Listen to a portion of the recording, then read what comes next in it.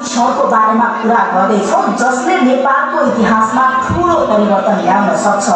September 8 अर्थात् भोलि सोमबार राजधानी काठमाडौँमा जेएनजी युवाहरूले भ्रष्टाचार विरुद्ध बृहत प्रदर्शन गर्न लागेका छन्। हेलो हेलो कहीँ नहीं यार, घरमै छु यार। आज प्रोटेस्ट हुँदैछ, जाऊ प्रोटेस्टमा। बाबु यही बुवा साथीले प्रोटेस्टमा बोलाएको जानकारी। बाबु खाना त खाएर जा। आमा हामी चाहिँ नजाने पर्दैन बाबु, मरिन्छ त्यहाँ।